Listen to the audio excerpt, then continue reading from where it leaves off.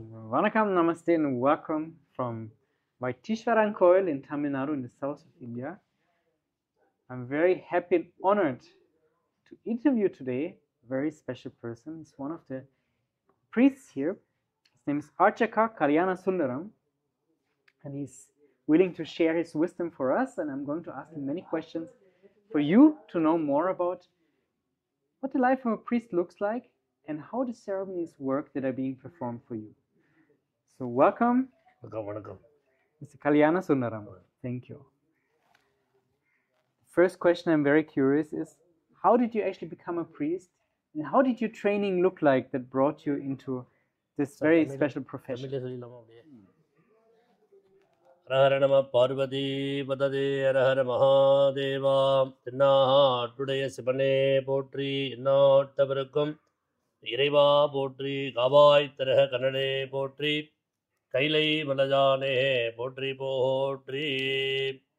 ருத்ராட்சம் மன்னிகஸ்தம் முடுபதி சகிதம் பஸ்மோர் தூளிதாங்கம் உல்லாசம் பத்மபீடம் உதவகநயனம் ऊर्ध्वगङ्गाधरेशं ओंकारं मूलमन्त्रं मुनिजनसहितं वेदधारं शिवाज्ञं वन्दे कैलासनाथं सकलसुरगुरुं दक्षिणामूर्तिमीडे. गुरुब्रह्मा गुरुर्विष्णु गुरुर्देवो महेश्वरः गुरुसाक्षात् परब्रह्मा तस्मै श्री गुरवे नमः. எல்லாம் வல்ல எம்பெருமானுடைய தனிப்பெரும் கருணையினாலும் பரமேஸ்வரனுடைய ஒரு பரிபூர்ணமான அனுகிரகத்தோடும் ஆதிசைவ சிவாச்சாரர் என்று சொல்லக்கூடிய வர்க்கத்திலே எங்களுக்கெல்லாம் குருவாக இருக்கக்கூடிய சுந்தரமூர்த்தி சுவாமியினுடைய ஒரு பரிபூர்ணமான அனுகிரகத்தோடும் இந்த மயிலாடுதுறை மாவட்டம் மங்கநல்லூர் என்று சொல்லக்கூடிய மக நட்சத்திரத்திற்கு உரிய ஒரு ஸ்தலமாக இருக்கக்கூடிய ஸ்ரீ மங்கள பரமேஸ்வரி அம்பிகா சமேத மங்கள பரமேஸ்வரர் ஆலயத்தினுடைய அர்ச்சகராக கடந்த 15 ஆண்டுகளாக நித்திய பூஜை செய்து கொண்டிருக்கக்கூடிய பாரம்பரிய வழியிலே வரக்கூடிய நடராஜ சிவாச்சாரியார் அவர்களுடைய புதல்வர் என்னுடைய தகப்பனார் நாகமணி சிவாச்சாரியார். நாகமணி சிவாச்சாரியார் அவர்களுடைய புதல்வர் சிவாகம ரத்னம் அகோர சிவம் என்று பிள்ளையார்பட்டி வேத சிவாகம பாடசாலையிலே 5 ஆண்டுகள் பயின்று சிவாகம ரத்னம் என்று சொல்லக்கூடிய தீட்சை சர்டிஃபிகேட் அனைத்தையும் பெற்று கல்யாணந்தர சிவாச்சாரியர் என்று சொல்லக்கூடிய ராமதேயத்தோடு எழுந்துருளி நித்திய பூஜையை மிக சிறப்பாக செய்து கொண்டிருக்கிறோம். என்னுடைய 16 வயது முதல் இந்த தொடர்ச்சியாக பூஜை முறைகளை செய்து கொண்டு பல ஆலயங்கள் ஆகம முறைப்படி கும்பாபிஷேகங்கள் எல்லாம் செய்து கொண்டும் பல பரிகார ஹோமங்கள் எல்லாம் செய்து கொண்டும் இறைவனுக்கு 4 காலம் பூஜை செய்து இறை வழிபாடை தொடர்ச்சியாக பாரம்பரிய முறைப்படி செய்து கொண்டிருக்கிறோம். அது மட்டுமல்லாது பரிகார ஹோமங்கள் என்று சொல்லக்கூடிய ஆயுஷ ஹோமம், சஷ்டியப்த பூர்த்தி, பீமரத சாந்தி, சதாபிஷேகம், கனகாபிஷேகம், பூர்ணாபிஷேகம் என்று சொல்லக்கூடிய ஏனைய விசேஷ பூஜை வைபவங்கள் எல்லாம் செய்து கொண்டு வருகிறோம். மிகவும் ஆர்வத்துடனும் ஆத்மார்த்தத்துடனும் இந்த இறை பூஜையை நாங்கள் அனைவரும் செய்து கொண்டிருக்கிறோம். லோகத்தில் இருக்கக்கூடிய அனைவரும் க்ஷேமமாக இருக்க வேண்டி இந்த பூஜை வழிபாட்டினை செய்து கொண்டிருக்கிறோம். சர்வே ஜனாகா சுகினோ பவந்து என்று சொல்லக்கூடிய அனைத்து விதமானதொரு ஜீவராசிகளும் நன்மையாக இருக்க வேண்டும் என்று பிரார்த்தனை செய்து தினமும் ஆதிசிவ சிவாச்சாரியார்கள் அந்த நாளை தொடங்கி சந்தியாவந்தனம் என்று சொல்லக்கூடிய ஒரு சிவாச்சாரியாருக்குரிய பிராமணனுக்குரிய தகுதியாக சந்தியாவந்தனம், திரிகால சந்தியாவந்தனம் என்று சொல்லக்கூடிய 3 கால சந்தியாவந்தன பூஜையை செய்து ஆத்மார்த்த சிவபூஜை வழிபாடுகள் எல்லாம் செய்து நித்தியபடி ஆலயத்திலே பூஜைகள் எல்லாம் செய்வித்து லோகங்கள் க்ஷேமமாக இருக்க வேண்டி பிரார்த்தனை செய்து வழிபாடு செய்து கொண்டிருக்கிறோம். என அன்பர்கள் அனைவருக்கும் எல்லா விதமானதொரு சௌபாக்கியங்களும் கிடைக்க வேண்டும் என்று இறைவனை பிரார்த்தனை செய்து கொள்கிறோம். நம பார்வதி பததே ஹரஹர மகாதேவா. தென்னாட்டுடைய சிவனே போற்றி. Thank you for sharing that.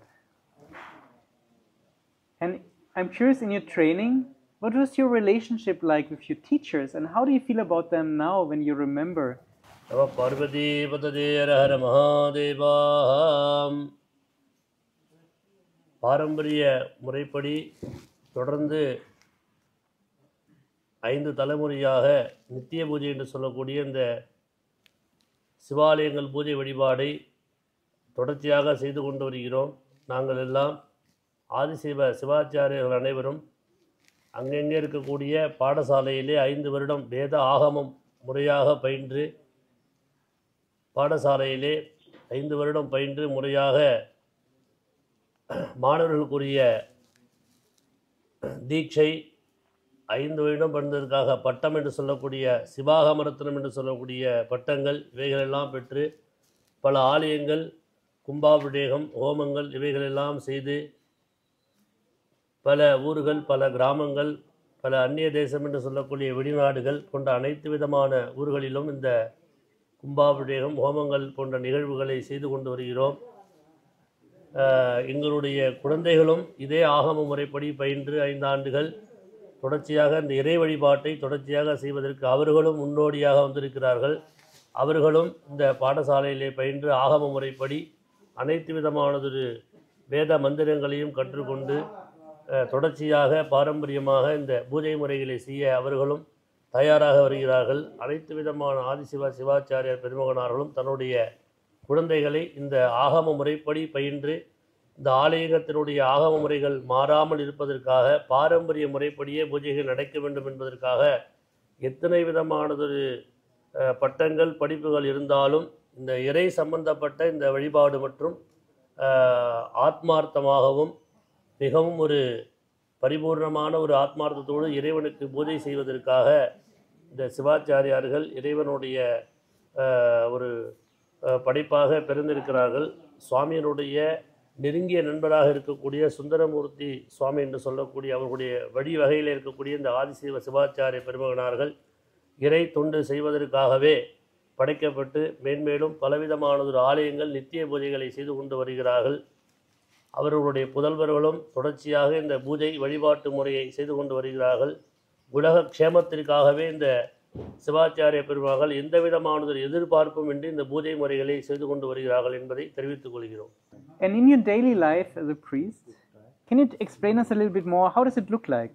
What do you usually do? What is your main work? சிவாச்சாரிய பெருமகனார்கள் எல்லாம் தினமுமே அதிகாலை 4:30 மணி அளவிலே எழுந்து ஒரு பிராமணன் சிவாச்சாரியாருக்குரிய நித்திய அனுஷ்டானம் என்று சொல்லக்கூடிய 3 விதமான வேலையிலே அதை செய்ய வேண்டும். காலையிலே உஷகாலம் என்று சொல்லக்கூடிய 6:30 மணி அளவிலே அந்த சந்தியாவந்தனம் என்று சொல்லக்கூடிய காயத்ரி மந்திரத்தை ஜபிக்க வேண்டும் முதலாவதாக.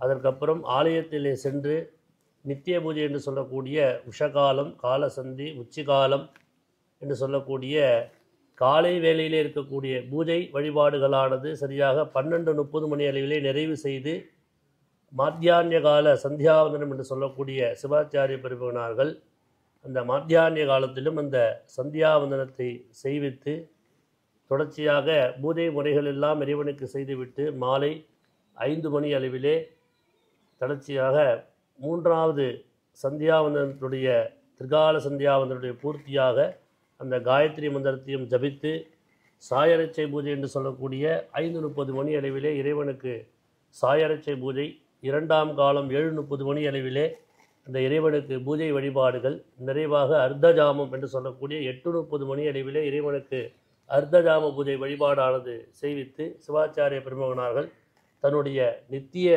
பூஜனை இறைவனோடு கலந்து செய்து கொண்டிருக்கிறார்கள். இது மனதுக்கு மிகவும் பிடித்தமாகவும் ஆத்மார்த்தமாகவும் சிவாச்சாரிய பெருமகனார்கள் செய்து கொண்டு வருகிறார்கள் என்பதை இந்த நேரத்திலே தெரிவித்துக் கொள்கிறோம். In some religions, priests cannot marry, but they are supposed to be sannyasins.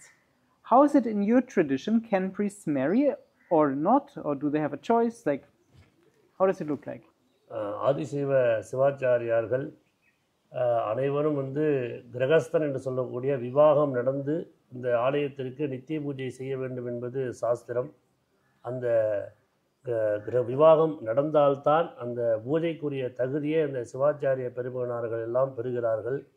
ஏனென்றால் அந்த பஞ்சகச்சம் என்று சொல்லக்கூடிய அந்த சிவாச்சாரியர்கள் அணியக்கூடிய வஸ்திரமானது பஞ்சகச்சம் முறையாக அணிந்து அந்த சிவபூஜை இவைகளுக்கெல்லாம் அந்த அக்னியிலே உட்கார்ந்து யாகம் செய்வதற்கும் விவாகம் நடந்தால்தான் அந்த பலன் என்பது உண்டு. ஆகையினாலே சிவாச்சாரிய பெருமகனார்கள் சந்நியாச முறையிலே இருந்து பூஜை செய்ய வேண்டும் என்பது இங்கு ஒரு சாத்தியமான விஷயம் அல்ல.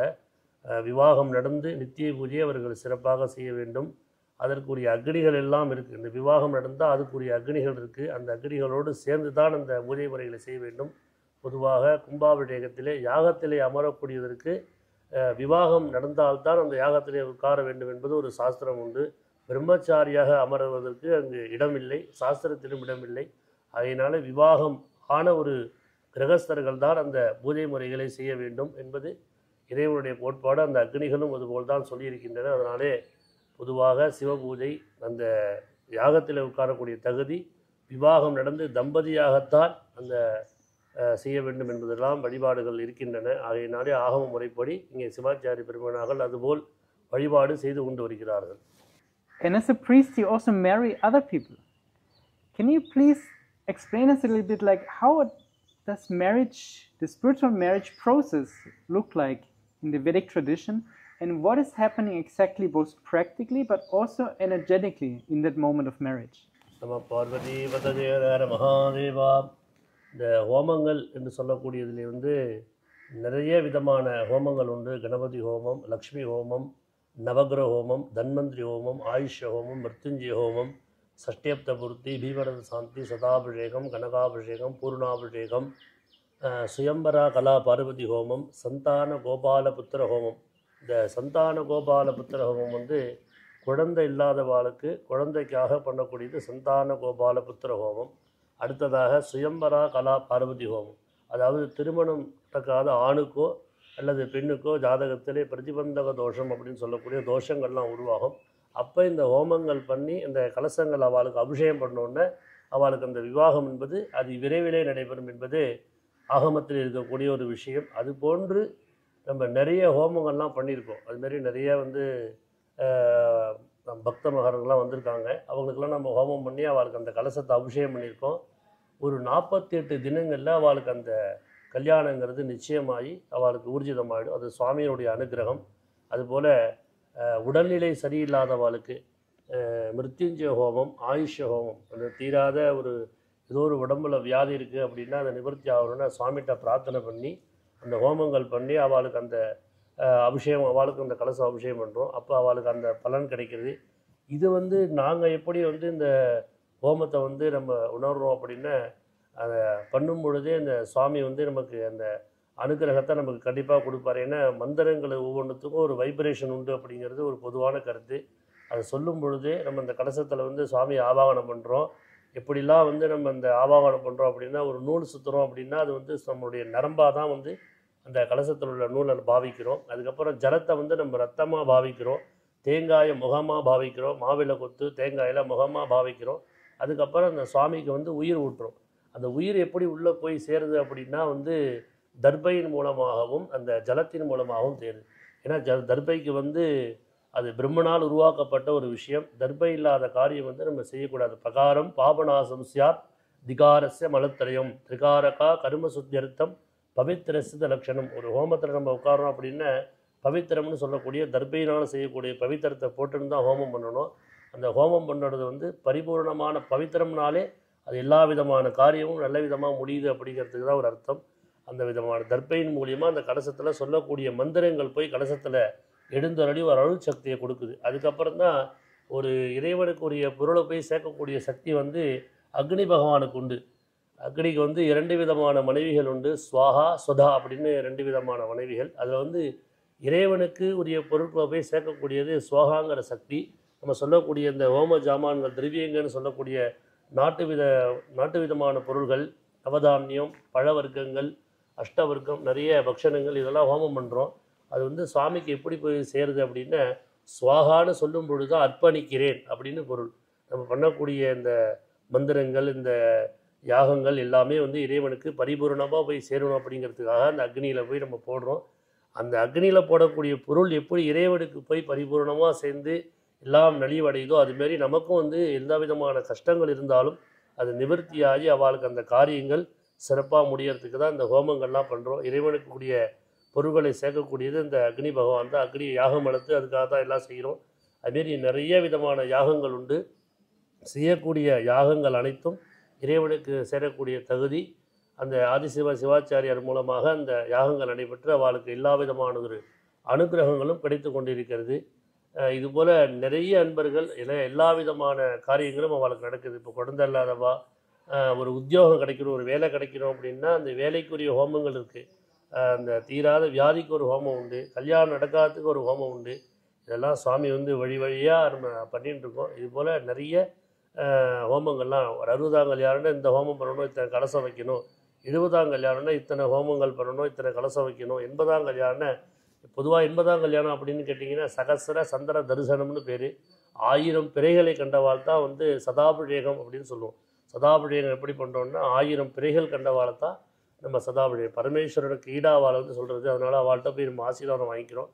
அந்த மாதிரிலாம் ஒரு பூஜை முறைகள் நிறைய இருக்குது. பூர்ணாபிஷேகம் 100 வயது தொட்டவுடனே தான் அந்த பூர்ணாபிஷேகம் அப்படின்னு சொல்லக்கூடிய ஹோமங்கள் பண்ணணும். அதாவது சதமானம் பவதி சதாயத் புருட சதேந்திரிய ஆயுஷ் ஷெவேந்திரியே பிரதிதட்டதி அப்படின்னு சொல்லக்கூடிய 100 வயது வரைக்கும் அவள் வாழணும் அப்படிங்கிறதுக்காக அந்த கடைசியாக 100 வயது தொட்டோடனே பூர்ணாபிஷேகம் பண்ணுறோம். மேலும் சுவாமி தேக ஆரோக்கியம் கொடுக்கணுங்கிறதுக்காக இதை பண்ணுறோம். இந்த ஹோமங்கள் பண்ண பண்ண பண்ண நமக்கு எல்லா விதமான நன்மைகளும் கொடுத்துட்டுருக்கார். அதனால தான் அனைத்து விதமான ஒரு ஆலயங்களிலும் இந்த ஹோமங்களானது நடைபெற்று கொண்டிருக்கிறது. அனைவருமே இந்த யாகத்திலே கலந்து கொண்டு இறைவனை பிரார்த்தனை செய்து கொள்ளுமாறு கேட்டுக்கொள்கிறேன். Thank you. And here's the yantra. Could you please explain us about the yantra puja, how it works, and why it has such a strong effect to clear karma? Nama Parvati Padade Hara Mahadeva. பொதுவாக இந்த எந்திரம் எப்படின்னு கேட்டிங்கன்னா, கர்ப்ப கிரகத்தில் ஒரு ஆலயத்துக்கு சுவாமிக்கு அடியில் இந்த கும்பாபிஷேக நேரத்தில் 12 ஆண்டுக்கு ஒரு முறை இந்த எந்திரத்தை மாற்றுவோம். இந்த எந்திரம் என்னென்னு கேட்டிங்கன்னா செப்பால் முதல்ல செய்ய வேண்டும். அந்த செப்பால் செய்யக்கூடிய எந்திரத்துக்கு தான் மந்திர சக்தியை வாங்கக்கூடிய ஒரு சக்தி உண்டு. பொதுவாக ஆலயத்தில் அதிகமாக பயன்படுத்துறது தங்கம் வெள்ளி எதுவாக இருந்தாலும் அதை விட ரொம்ப முக்கியமாக பயன்படுத்துறது செப்பு தான். செப்பில் எந்தெந்த இறைவன் என்னென்ன நமக்கு பரிகாரங்கள் சொல்லியிருக்கோ, இல்லை என்னென்ன ஹோமங்கள் பண்ணுறோமோ, இல்லை ஒரு ஆலயத்தில் வைக்கக்கூடிய இறைவன் என்னென்ன சுவாமியோ அந்த சுவாமியினுடைய மூல மந்திரத்தை இதை எழுதுகிறோம். நாங்கள் எழுதி செப்பு தகடால் தான் எழுதுவோம். குறைச்சலாக ஒரு 48 தினங்கள் இதை ஒரு மண்டலம் பூஜை செய்து அதுக்கப்புறம் ஒரு எஜமானர்களுக்கு வீட்டில் வச்சு பூஜை பண்ணுறதுக்கு கொடுக்கறதுக்கோ, இல்லைன்னா ஒரு ஆலயத்தில் வைக்கிறதுக்கோ, அந்த கும்பாபிஷேக நேரத்திலோ இல்லை பரிகாரம் பண்ணக்கூடிய ஹோம அவாளுக்கோ ஒரு 48 தினங்கள் பூஜை செய்து அதற்குரிய டெய்லி அந்த மூல மந்திரங்கள் அந்த சுவாமிக்கு சொல்லி பால் அபிஷேகம் பண்ணி சந்தனம் குங்குமம் புஷ்பம் தூபம் தீபம் நைவேத்தியம் இதையெல்லாம் பண்ணி அதுக்கப்புறம் சுவாமிகிட்ட அந்த மந்திரத்தை சொல்லி நாங்கள் அந்த சக்தியை ஒரு 48 தினங்கள் அந்த அருள் சக்தியை உண்டு பண்ண செய்து அதுக்கப்புறம் கோயில் கும்பாபிஷேகமாக இருந்தாலும் சரி, ஒரு பரிகார ஹோமங்கள் பண்ணக்கூடிய எஜமானர் வந்தாலும் அவளுக்கு இதை நாங்கள் கொடுப்போம். இதனால் என்ன கிடைக்குதுன்னா, நினைத்த காரியங்கள் அவள் இதை வச்சுட்டு இருக்கும்பொழுது ஒரு வியாபார ஸ்தலமாக இருந்தாலும் சரி, ஒரு கடைகளாக இருந்தாலும் அந்த கடைகளில் கொண்டு போய் கொடுக்கக்கூடிய தகடை வச்சு டெய்லி ஒரு பூ சாத்தி வணங்கிட்டு வந்தால் அந்த வியாபாரம் நல்லாயிருக்கும். ஒரு தொழில் ஸ்தானம், ஒரு வியாதி இதுவாக இருந்தாலும் இதை பண்ணினோம்னா நமக்கு எல்லா விதமான ஒரு நன்மைகளும் கண்டிப்பாக கிடைக்கும். அதனால் அந்த எந்திரத்துக்கு அவ்வளோ பெரிய ஒரு சக்தி உண்டு. பெரும்பாலும் இதை செப்புல தான் நம்ம அதிகமாக பயன்படுத்தணும். And the yantra pujas are usually performed for a special period of 48 days, 96 days, 108 days. Please explain what is a mandala, which is usually 48 days. Okay. Thank you. பொதுவாக 48 நாட்கள் அப்படின்னு எதுக்காக சொல்கிறோன்னா, நமக்கு ஒரு பொதுவான ஒரு பலன் கிடைக்கணும் அப்படின்னா 3 பிறைகளை பார்த்தா தான் நமக்கு பலன் கிடைக்கும். நமக்கு ஏதோ நம்ம வீட்டில் ஒரு அசம்பாவிதங்கள் நடந்தாலோ இல்லை வேறு ஏதோ ஒரு தோஷங்கள் நமக்கு ஏற்பட்டாலும் அதனுடைய பலன் எப்போ நமக்கு கிடைக்கும் அப்படின்னா ஒரு 48 தினங்கள் ஆகணும். 3 பிறைகள், 2 அமாவாசை ஒரு பௌர்ணமி, இல்லை 2 பௌர்ணமி ஒரு அமாவாசை, ஏதோ ஒன்று நம்ம பார்க்கணும். அதை பார்த்தா தான் அது போகும். அதுக்காக தான் அந்த திரிபக்ஷம்னு பேர். 3 பக்ஷம் சேர்ந்தது தான் மண்டலம்னு சொல்கிறது. அது 45 தினங்கள் பொதுவான கணக்கு. ஆனால் ஒத்தப்படையில் முடிக்கக்கூடாதுங்கிறது ஒரு சாஸ்திரம். அதனால தான் 48ஆக நம்ம அதை பெருக்கியிருக்கோம். அதுக்காகத்தான் இந்த 48 தினங்கள் நம்ம பூஜை பண்ணுறோம். அந்த 3 பக்ஷம் கண்டிப்பாக அதுக்குள்ளே வந்துடும். அதுலேருந்து 3ஆம் நாளை வச்சு நம்ம பூஜை பண்ணோம்னா நமக்கும் பலன் உண்டு, இந்த எந்திரத்துக்கும் பலன் உண்டு. இதுக்கப்புறம் இது மேலும் அபிவிருத்தியாக போகிறதும் நல்லது தான். இப்போ 48 தினங்கள்ங்கிறது பேசிக்கு. அதுக்கப்புறம் நம்ம 96 நாள் எவ்வளோக்கு எவ்வளோ நாட்கள் அதிகமாக இதை வந்து நம்ம பூஜையில் வைக்கிறோமோ அவ்வளோக்கு எவ்வளோ ஒரு பலன் உண்டு. அந்த மண்டலம்னு உருவானதுக்கு முதல் ரீசனே வந்து இதுதான். 3 பட்சம் பார்க்கணும். இதை பார்த்தோம்னா தான் நமக்கு வந்து அந்த பரிபூர்ணமான அருள் உண்டு, அந்த எந்திர சக்தியும் நமக்கு கிடைக்குங்கிறது இதோடைய சாஸ்திரம். Can you please explain us more about the yantra? So it's a copper plate, but what is inscribed on the copper plate? And what are the different powders that are on top of it? And also, can we remove them or should they stay there? பொதுவாக வந்து இந்த எந்திரங்கள் வந்து நம்ம மூலமந்திரங்கள் எழுதி தான் வந்து அந்த பூஜைக்கு நம்ம வைப்போம். அப்படி எழுதி அது 47 தினங்கள் 96 100 இப்படி எவ்வளோ நாட்கள் போனாலும் அந்த எந்திரம் வந்து எந்த ஒரு சூழ்நிலை இருந்தாலும் நம்ம வந்து பொதுவாக வந்து நம்ம எடுத்து அதை வாஷ் பண்ணக்கூடாது. ஏன்னா வந்து மந்திரங்கள் அதிகமாக சொல்லியிருக்கிறதுனால அதை வந்து நம்ம எதுவும் பண்ணக்கூடாது. நம்ம சாதாரணமாக அதை வந்து புஷ்பம் சாத்தி சந்தன குங்குமம் வச்சு தூபதீப நைவேத்தியம் பண்ணி நம்ம வைக்கிறோமே தவிர அதை நம்ம வந்து எடுத்து க்ளீனிங் பண்ணுறது அந்த மாதிரி இதெல்லாம் இல்லாமல் அது இறைவனுடைய அந்த பூஜை அறையிலே அதை வச்சு நம்ம வழிபாடு செஞ்சுட்டே வந்தோம்னா அது எவ்வளோ ஆண்டுகள் இருக்கோ அதுக்கு அவ்வளோ ஆண்டுகள் இருக்கிறதுக்கு ஒரு பலன் உண்டு. நம்ம கும்பாவட்டிலேயே நம்ம 12 ஆண்டுக்கு ஒரு முறை எந்திரங்கள் மாற்றினாலும் அந்த பழைய எந்திரத்தை நம்ம மறுபடியும் அதே சுவாமியினுடைய அடியில் வச்சு இந்த புதுசாக உள்ள எந்திரத்தையும் நம்ம வச்சு தான் கும்பாவளியம் பண்ண போகிறோம். அதனால் இந்த எந்திரங்கிறது ஒரு இறை சம்மந்தப்பட்ட விஷயங்கிறதுனால அதை நம்ம மற்ற பொருள்கள் மாதிரி இதை நம்ம யூஸ் பண்ணக்கூடாது. ஒரு பயபக்தியோடு யூஸ் பண்ணி சுவாமியை பிரார்த்தனை பண்ணி டெய்லி பூஜை பண்ணி அதை நம்ம வச்சுக்கணும். அதனால் அதை வாஷ் பண்ணணும் அப்படிங்கிற அவசியம் கிடையாது. அதனால் தோஷங்களும் நமக்கு கிடையாது. And you're wearing a beautiful Rudraksha seed here. Please explain more about the meaning and the power of Rudraksha. Sadashiva சமாரம்பாம் ஸ்ரீகண்டாச்சாரிய மத்தியமாம் அஸ்மதாச்சாரிய பரியந்தாம் Vande Guru Parampara.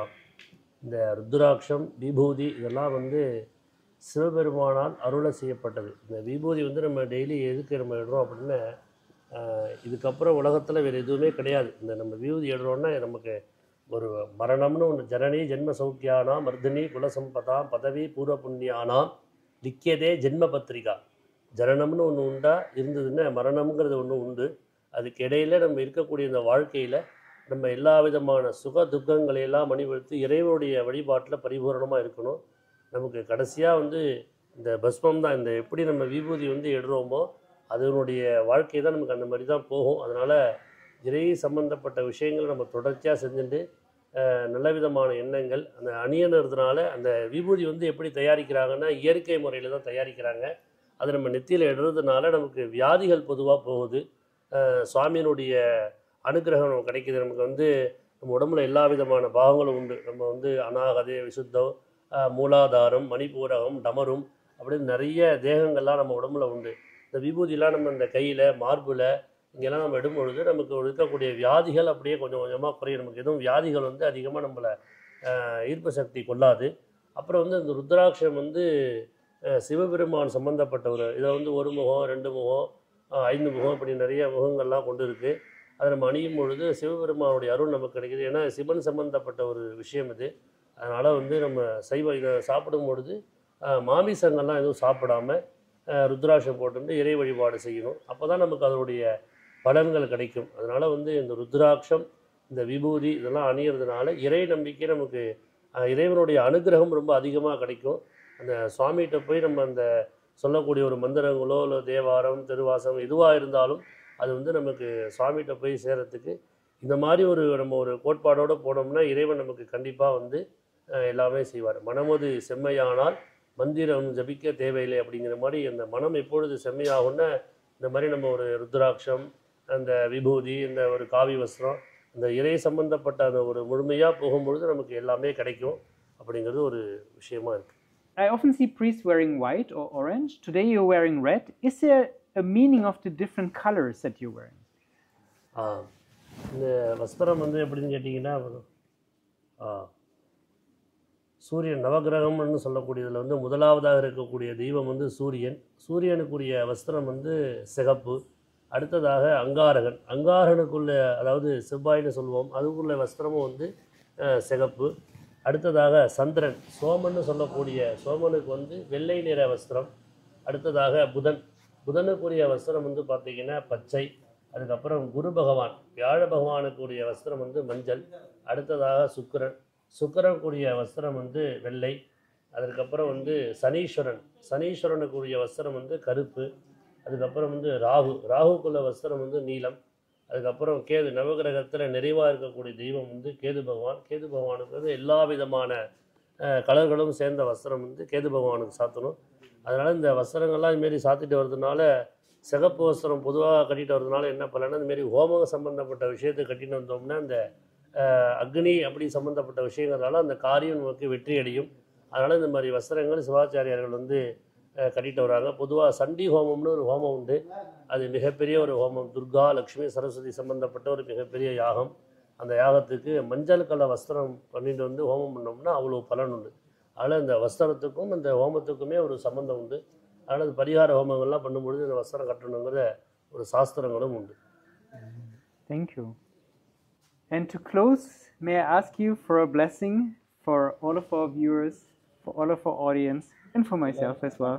Namo namo bhavati jajamanonnaham keturshadametagrehe bhaham devebhyo vidada dhyajan prajantramahasteradi dirghamajuhu rochano rochamanas swabhanas swabhamana kalyanaha angam gare pulaha bhushadamastrayanti भृङ्गाङ्गनैव मुकुलाभरणन्तमालम् अङ्गे कृताकिलि विभूषितमाङ्गलीला माङ्गल्यदास्तु मम मङ्गलदेवताजाः अस्माकमारिडामोहीरमोगीरककारिभिः सदं दीव सुखी भव दुःखी भव श्रीवर्चः समाजिष्यमारोग्य मा वीधाक्षोभमानं महीयते धान्यं धनं पशुं भगवत्रलाभम् சதகம் மத்சரம் தீர்க்கமாஜூ. நிகழ்ச்சியை கண்டுகளிக்கக்கூடிய அனைத்து விதமான அன்பர்களும் நோய் நொடி இல்லாமல் பல ஆண்டு காலம் வாழ வேண்டும் என்று சொல்லி பிரார்த்தனை செய்து இறைவனுடைய பரிபூர்ணமான அனுகிரகம் எல்லோருக்கும் கிடைக்க வேண்டும் என்று பிரார்த்தனை செய்து விடைபெறுகிறோம். நம Parvati பததே Hara Hara Mahadeva. Nandri, thank you.